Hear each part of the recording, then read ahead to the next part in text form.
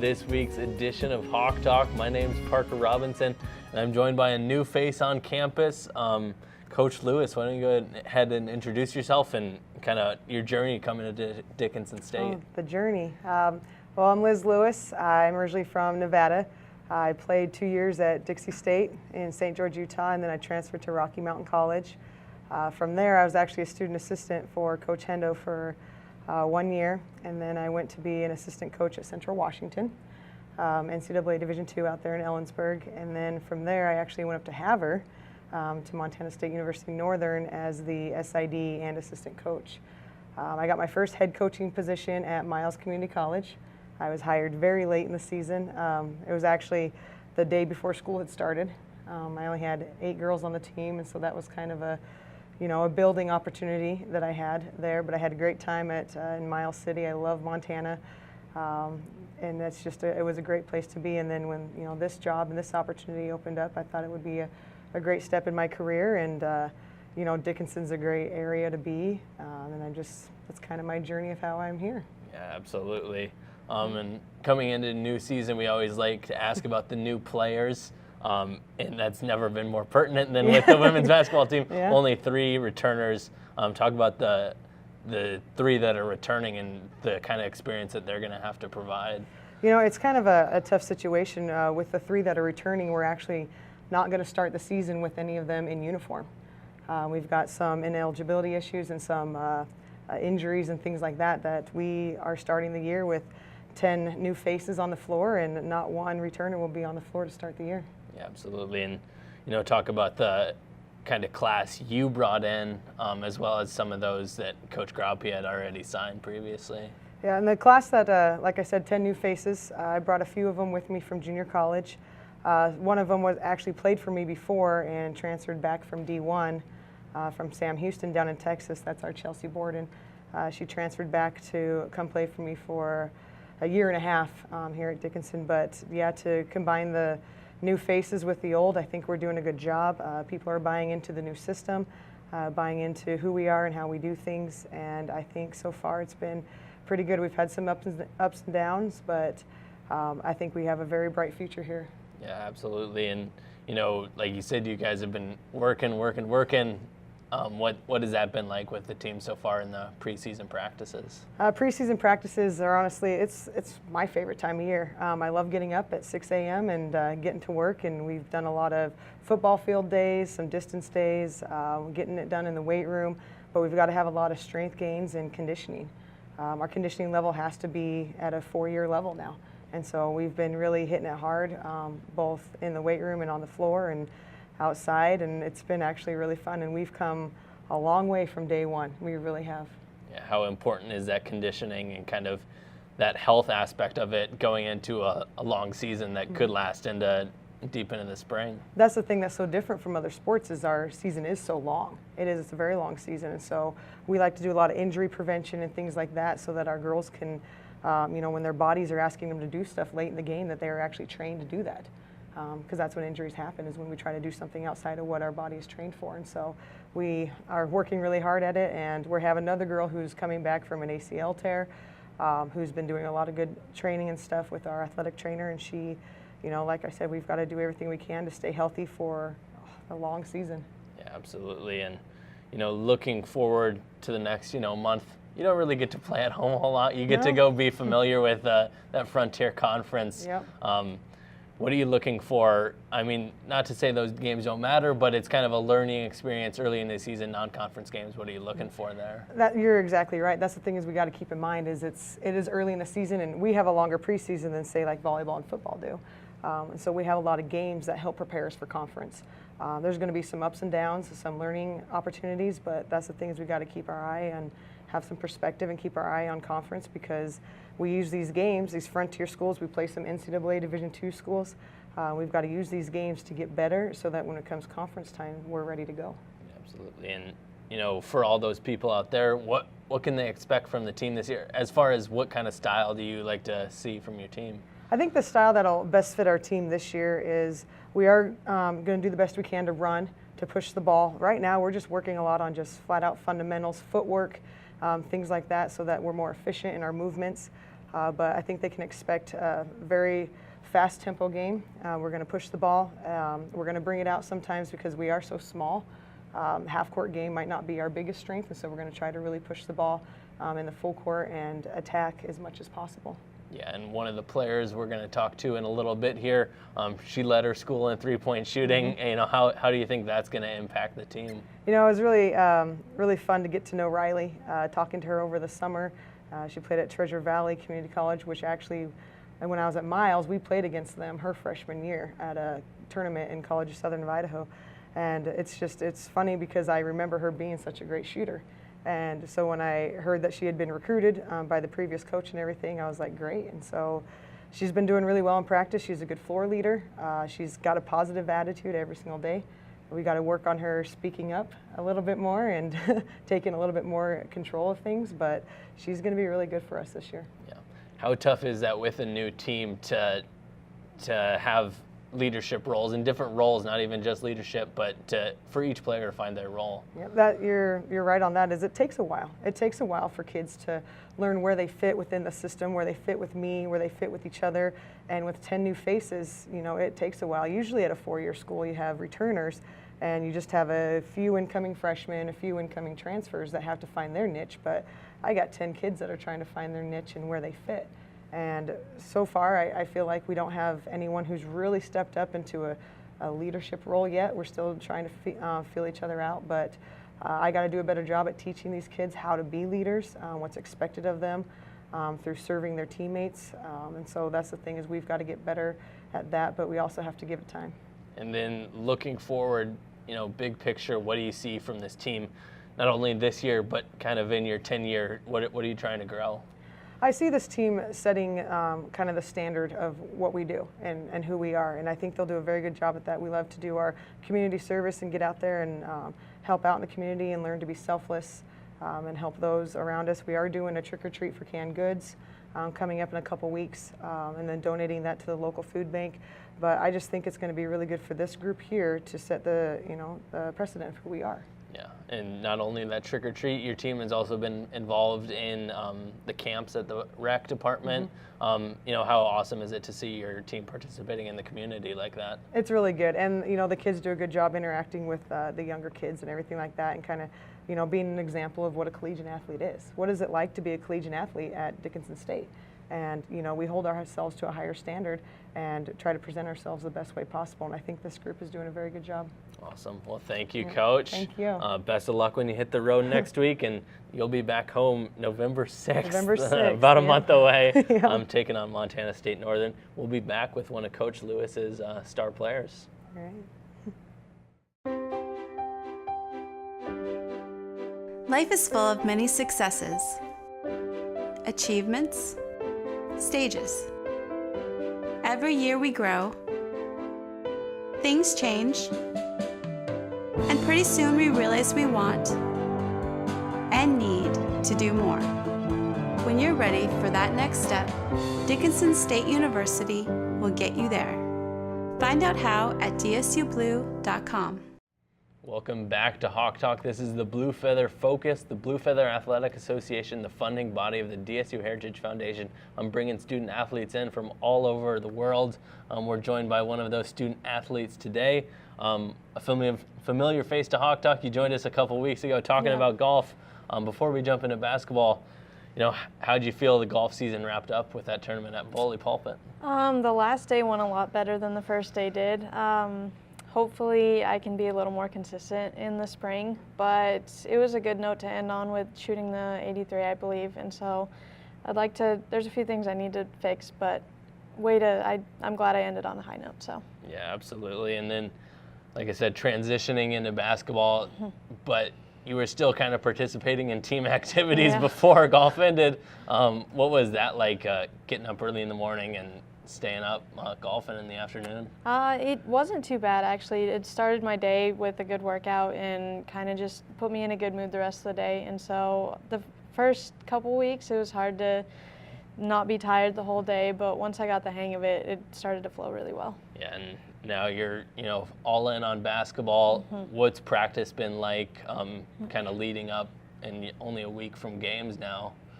Yeah, they've been pretty intense, but that's exactly what we need. We, like Coach Lewis said earlier, we're pretty small, and so we need to be in really good shape to run the floor and push the whole game.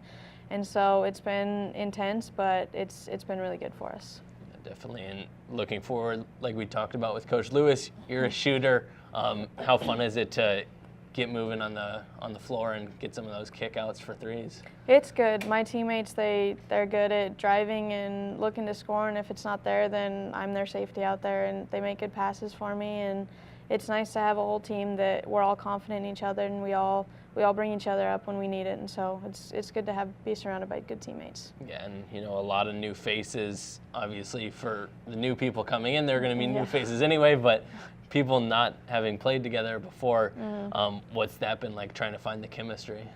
At first it was tough. We kind of just went out there and it felt a lot like street ball, just kind of going out and doing your own thing. But we've started to find a groove, and we're starting to find that chemistry and playing together, so it's been good. Yeah, and like Coach Lewis said, just trying to find those different roles. Where do you see yourself kind of fitting on the team so far? My goal is just to be one of the leaders, and we have, like Coach Lewis said, we have a lot of new girls, a lot of transfers, and so most of us are older, and we're juniors and seniors, and so my role is just kind of to figure out where I'm meant to be, and right now I'd see myself as being one of the leaders and just need to work on that and stepping up. Yeah, definitely. And then, like we talked with Coach Lewis, you guys are getting involved in a lot of community activities. Where'd that come from, and kind of how's that been for the team to bond as well? Yeah, it's been good. We always like to do stuff in the community and help out the kids and just show people what it's like to be a collegiate athlete and how much fun it can be to interact with the community and the town. And it's been a lot of fun to be able to hang out with the team. I mean, we see each other every day, and we're not sick of each other yet, so that's a good sign. So we're happy we get to be involved in the community. And now you get to hit the road in a week, get to finally get on the floor. What's that experience? What are you expecting from that first couple stretch of games? It's definitely going to be a learning experience, but it's going to be good for us to kind of see. We have a couple freshmen, and they're going to need to play big roles this year, and so it's going to be good for them to finally feel what it's like to play a collegiate game and just make sure everyone has the chemistry together, and we're looking forward to it. Yeah, and how can you take your experience, and how do you try to take your experience to playing those past 2 years at Treasure Valley and kind of teach those freshmen and try to mentor them up? It definitely was a big shock coming from high school to junior college, but even the way we've been scrimmaging, it's even a faster paced game than it was in junior college, and so I can't even imagine the freshmen stepping up to a 4-year pace, and so it's going to be tough for them, but once they get the hang of it, I think they'll come in right to it. Yeah, and like you said, kind of a faster pace already. Have you kind of got any bit of knowledge from those couple of people that are returning to the team? Yeah, they like to push the floor, and that's good for us because that's exactly what we're going to need to do, and so push the floor and stay up and play together. Awesome. And then do you have any big term goals for the team this year? I think our big goal is, the last 2 years they've made it to nationals, and so we want to follow in those footsteps and keep on that tradition going, but we just need to work on playing together, and once we start playing together, we'll figure things out. Awesome. Well, good luck with the season, Thank Riley. you very much. Make sure you get your Scott Gymnasium tickets at dsuheritagefoundation.org. You can get your season tickets there to come out and see Coach Lewis and Riley all season long. We'll be back talking a little bit about homecoming and what that means.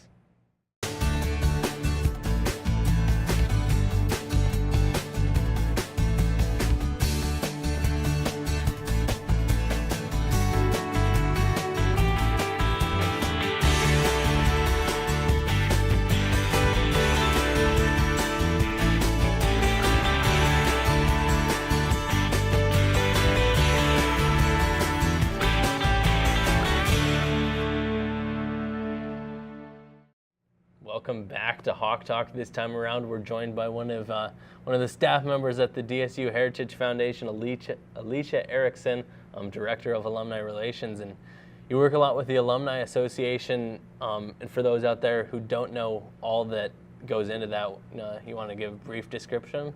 Yes, the Alumni Association is affiliated with the DSU Heritage Foundation as well as with Dickinson State University. We have an alumni committee that consists of 10 members, and we meet monthly, trying to think of different ways to kind of get alumni involved in the community. Of course, homecoming is always one of those times in which we invite all of our alumni to come back and partake in those activities. Yeah, definitely. And one of those big kind of ceremonies that you guys do is, honoring the fellows for each of the departments. Before we get into this year's fellows, what goes into deciding those? Anyone in the community, from alumni to community members, can nominate an individual that they've seen that has went above and beyond within their field of study. And so we put together a list each and every year, which consists of different alumni members, and we send that out to the departmental chairs. They sit down within their department, and they select that year's recipient. Yeah, definitely. And it's quite the honor to receive that, and we've got quite the group of people this year. You want to kind of highlight some of those folks? Yes, for the first time, we're actually honoring 3 individuals from the Department of Agriculture. These 3 individuals are all siblings, which is kind of cool. So we have Tina Transtrom Kincaid, who graduated in '03, her brother Tim Transtrom, who graduated in '03, and her brother Jay Transtrom, who graduated in '06. So kind of carrying on that family tradition, and just kind of a cool way to be able to honor all 3 of them at the same time. We have other individuals that are being honored, some local individuals like Jason Hopoff from Dakota Community Bank that's getting honored through the School of Business and Entrepreneurship. Mark Perkins, who graduated in '76, who taught at Scranton High School for a number of years. We have Dr. Gwen Herman from Bismarck, who taught for 39 years in the field of teacher education. So she's quite an expert in the field. And that's just a few of the honorees this year. Yeah, definitely. And then, you also get to give away some awards. The Young Hawk Award, just kind of that, it's just people that continue to inspire and continue to push the mission of Dickinson State. And that this year is going to the Touchdown Club. Talk a little bit about all that they do to support DSU. Yeah, we're pretty honored this year to recognize the accomplishments of the Blue Hawk Touchdown Club. The Blue Hawk Touchdown Club does all that it implies. It supports the DSU football team, and this club has been organized for around 5 years, and they've kind of went above and beyond. They are uniting old football players, old coaches, with some of those current players, the parents of those current players, and they're at every tailgate. They're providing the food for the parents, for the former players. They have a golf scramble every summer. They honor the football players with a banquet at the end of every season. And they provide a lot of good financial support, not only in terms of scholarships, but any sort of equipment or anything that Coach Stanton may need for the football team. The Touchdown Club is there. And so we're proud to honor them this year. We're hoping that by honoring them, they'll have some former alumni come back and want to become a part of it. But also it's a great way for other clubs or other athletic groups to step up and say, you know what, if the Touchdown Club can do this for football, why don't we do something for like the wrestling team, the golf program, the track team, the basketball team. It's just a great way to kind of commend what they've done. Yeah, absolutely. A great model there. And then for the Blue Feather Award, going to someone that's special to Dickinson State that came in a really tough patch for Dickinson State, and that's Jim Osmond. Yeah, Dr. Osmond, 2015, when we faced a difficult time, he came in as the interim president, kind of got the ship smoothing again, and just a great individual. He helped form the current DSU Heritage Foundation, and even after he finished his interim period as president, he stayed on as a board member. He's currently active on the DSU Heritage Foundation board, active within the community with Rotary. such an exceptional man, and he definitely deserves that Blue Feather Award. Yeah, and then for the Golden Hawk Award, this is kind of the highest honor that's awarded from the foundation, and obviously a good choice there with Mike LaFleur and all that he did as a representative speaking up for Dickinson State this year. Yeah, Representative Mike LaFleur is a 1980 graduate of Dickinson State. Such an exceptional individual, from his business interactions with DCI Credit Services, Blue 42 Bar and Grill. Mike is actually a true leader, and it's cool to see how he gives back to not only Dickinson State, the DSU Heritage Foundation, but the citizens of Dickinson, as well as the citizens of North Dakota. He definitely fits the term and the criteria for the Golden Hawk Award. Yeah, quite the group of people there. Moving forward past homecoming, or I guess further into homecoming, what are some of the different events that the foundation puts on? This whole week is pretty busy for us. We start Thursday night with the Alumni Fellows and Honorees Banquet at 5:30 at the Dickinson Elks Lodge. That's where we get to honor our Alumni Fellows and the honorees, but we're also honoring the individuals who started endowments with the Heritage Foundation. We're starting something new this year, and they're going to be part of the 1918 Society. In addition to that, on Friday, we have a retirees brunch going to be held at the DSU Heritage Foundation at 9:30 a.m. It's just a great way to kind of hear some of the past stories of alumni from some of our former staff and faculty members. That night, we'll have the Athletic Hall of Fame banquet that the Blue Hawk Booster Club puts on. It's a great way to recognize some of those former athletes that kind of went above and beyond in their time at DSU. That Saturday, we'll start things at 8 a.m. with the Tim Siegel 78 Mustache Dash at the BAC. It'll precede the parade starting at 10. The tailgate opens also at 10. So we invite everyone to come over for the Olo Hawks theme. You're going to see a lot of great food. So we invite everyone to participate in that. Kickoff gets started at 1 o'clock, and then the parade of honorees will cap in at halftime, and then we have the post-game social to follow at Liquid Assets. Yeah, certainly if you're looking for anything to do, I'm sure there's something on any given day, but the work doesn't stop there for the foundation. It's going to still be a busy fall and winter. Talk about a couple of those events. Yeah, we always enjoy the fall because it's a great time of fundraising and friend-raising. On November 4th, we have Cowboys and Candlelight, which is a big fundraiser for the DSU Rodeo team, sponsored by the DSU Rodeo Council. This year, we're honoring some exceptional individuals as well. Pete Fredericks, who helped start the rodeo team back in 1958, is being honored, as well as Judy Schnell. Judy Schnell is a 1978 graduate of DSU, but she was actually Miss Rodeo North Dakota in 1977. So that event is going to be fun. Tickets will be available on the DSU Heritage Foundation website or by calling 483-2486. And then to end out the 2017 season, we'll have our 21st annual Yuletime celebration. This celebration, we're going to be kicking it back a little bit, and so we're going to be going with the Roaring 20s theme when enrollment was starting to grow at the university.